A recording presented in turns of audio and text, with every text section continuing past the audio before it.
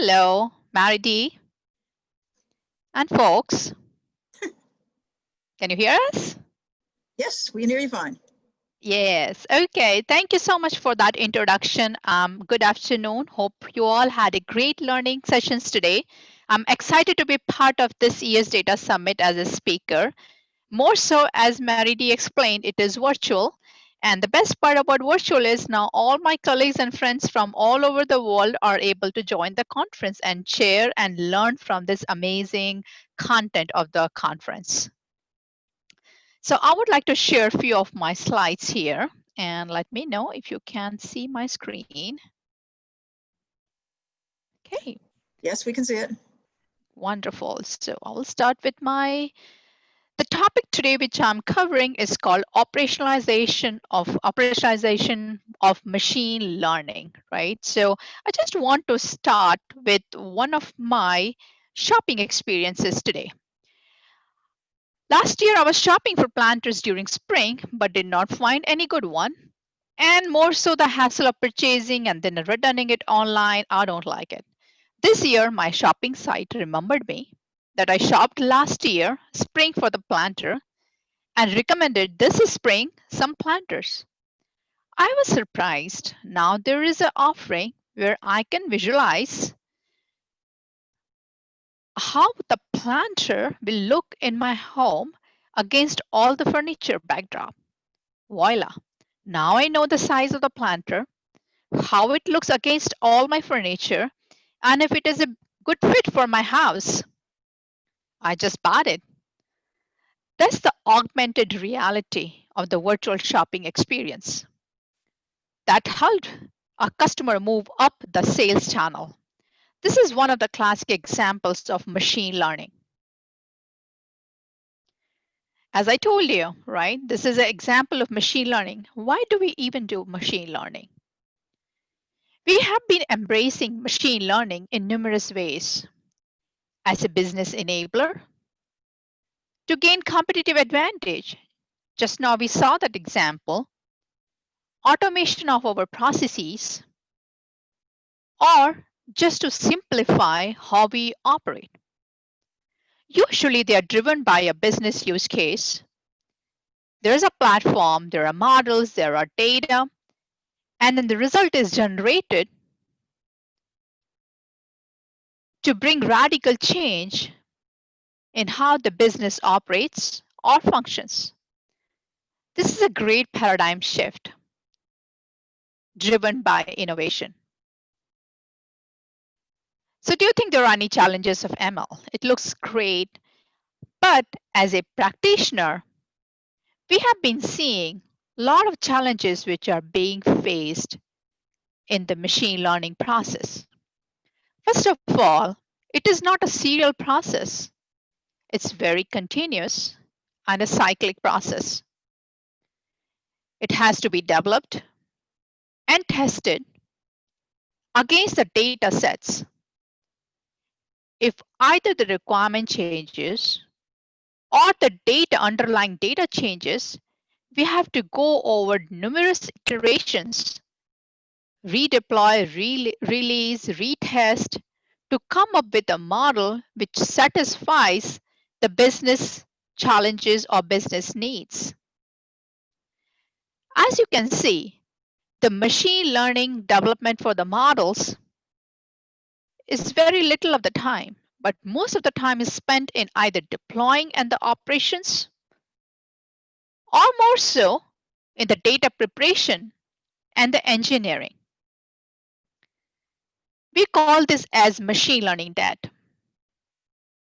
Most of these data issues arise internally because of the data security or the confidentiality of the data, not having the data access at the right time, or not having integrated sets of the data, or having quality issues within the data itself. If the underlying data set has issues, the machine learning results will not be accurate. And also, we have seen that there are lack of governance for validating and certifying model accuracy. Who decides a model is accurate? what are the best possible scenarios for testing the accuracy of these models. Can we regenerate those scenarios? And as I told you, usually they have been business-driven use cases where there has been lack of collaboration between business and IT. Since these are domain specific, business has been taking a lead and IT has been driven for solving these business challenges. So this is how it looks like. The business trying to approach machine learning, which is actually driving into a chaos because of no efficiency or shared process existing. This is where we envision machine learning, where we have efficiency, orderliness, required infrastructure is there. There are highways, there are bridges, there are driving directions. There is full governance. So that the traffic can be steered efficiently. So how can we go there?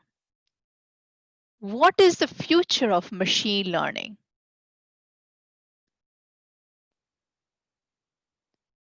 As per Gartner, it suggests ML ops or machine learning operationalization as an acronym for ML ops. Since it is a cyclic process, we need to have a pipeline for model building with proper management and governance that integrates very well with data engineering. As you can see in the next graph, interactive hype cycle, the plateau of the productivity is a traditional model management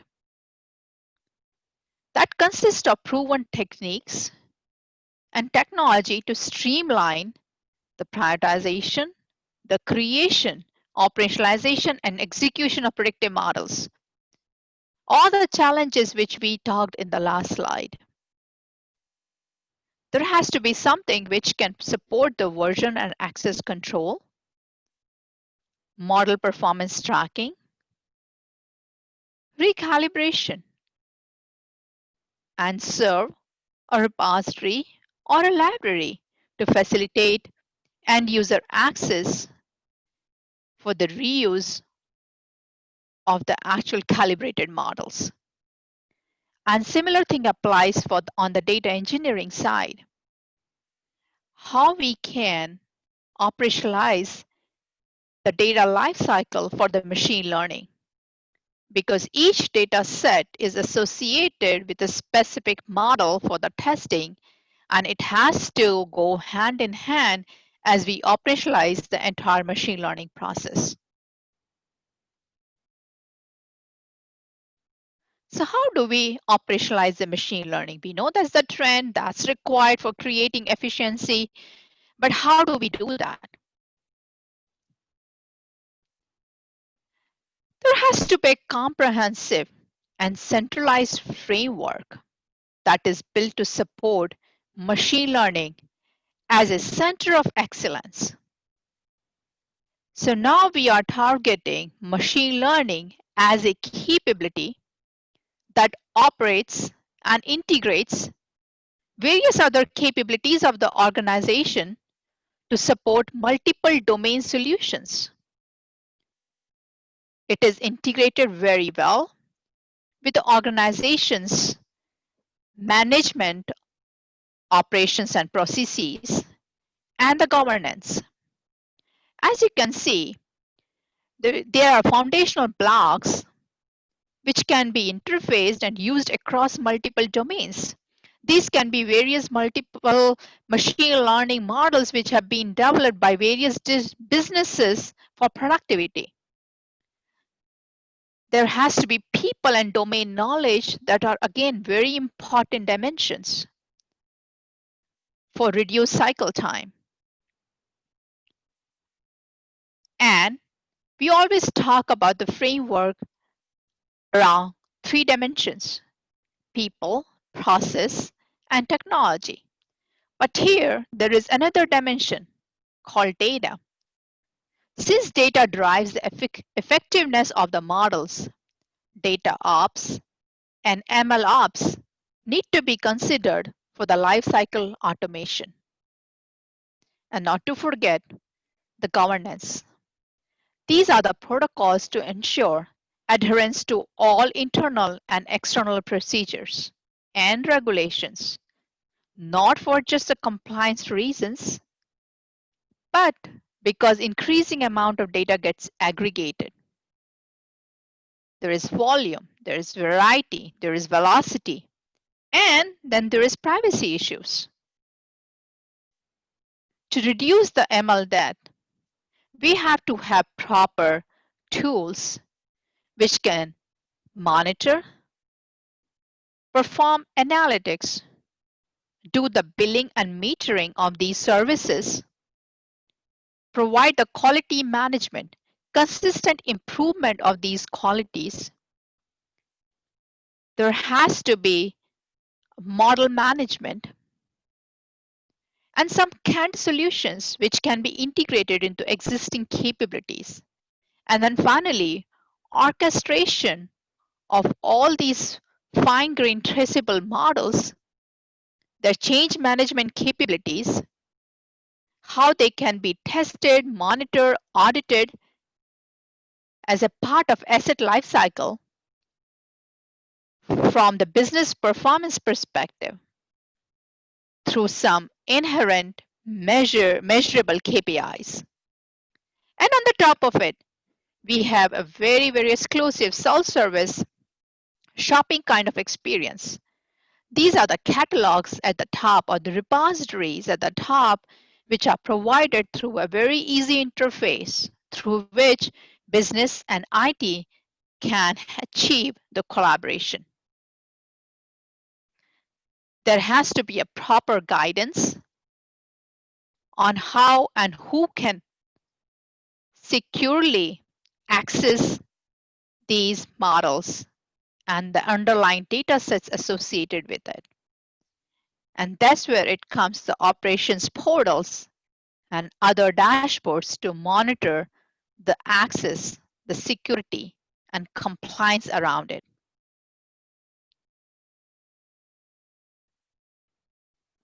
So what tools are there for MLOps? Can we find some in the marketplace? Is there anything which we are aware of? Gartner suggests, and again, we go a lot with the Gartner recommendations as they have been proven in the space. According to the Gartner, the leaders are SAS, Databricks, and you can see that in the other quadrant as visionaries, we see DataRobot, the Microsoft, H2AI, RapidMiner, Google, NIME. What do these ML platforms offer? They offer not only the model building, but also model operationalization.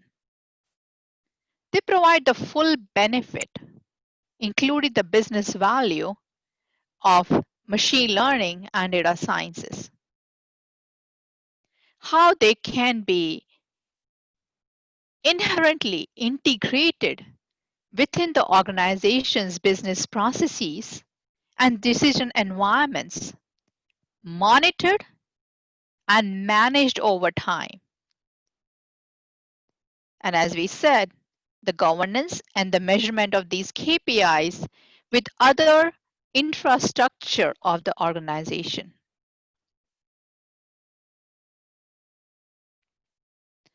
I'm also sharing a mapping of capability to potential tool choices. Again, this is just for example, and there can be many other tools already existing in organization where if you are creating a framework, this will be helpful in assisting you to map it. And this all goes back to the capability framework, which we have been talking about for setting up machine learning as center of excellence. So on all those regards, whether it is on the access management, log collection, security, or orchestration, you can map all the tools and the capabilities which are available in the organization and try to interface and integrate so that machine learning can be set up as a center of excellence with all the bells and whistles which are needed to operationalize machine learning. So what are the steps? We know there are tools in the market. We know we have to do machine learning operationalization. There is a framework, there is an approach to do it. But are there any specific steps which we can follow to get there? To achieve the next generation of machine learning, we can start with the best fit platform. Choose a platform which is fully scalable, fault tolerant, and the most important aspect of that platform is needs to be extensible. We should not get into a vendor lock-in in choosing the platform. So find a platform that integrates with other ML platforms and open source technologies. Once we have selected or identified a platform, find all the key capabilities and the tools within the organization map which we just created in the last few slides so that we can arrive at a centralized framework that promotes distributed DevOps, MLOps, and DataOps. And all three go hand in hand to create the operationalization of the machine learning. Once we have the capability framework, start creating the shared repositories and adding on these with the storefront to achieve the self-service, low-code, no-code environment for the citizen developers. Ensure that these collaboration portals are secure and business and technology teams together can access them. Business domain knowledge is extremely critical in making sure that the model accuracy is identified correctly. And we have the right measures for our KPIs to measure and score our models against. And the final step is around governance and monitoring. Create controls and policies for user security. They might already be there in the organization. All you have to do is extend them for machine learning COE. What users are there? What access they need? How they will have their own development portals? What tools they will need? And then around the data security and the model security. How we can achieve the right accuracy for the monitoring. And as we do it, make it a continuous process. And as we said, since it is a continuous process, let's reassess periodically if our platform needs any extensions. Does it need to integrate any other open source technology? And this cycle continues. As we operationalize, the maturity level of ML spectrum shifts from inspired to enhanced. But in this journey, the center of excellence also has to focus on innovation. And for fueling that innovation, it can be either through crowdsourcing, open source interfaces, or even creating internal competitions like hackathons to stay ahead of the game. Just like I experienced today with my shopping experience with augmented reality. Thank you.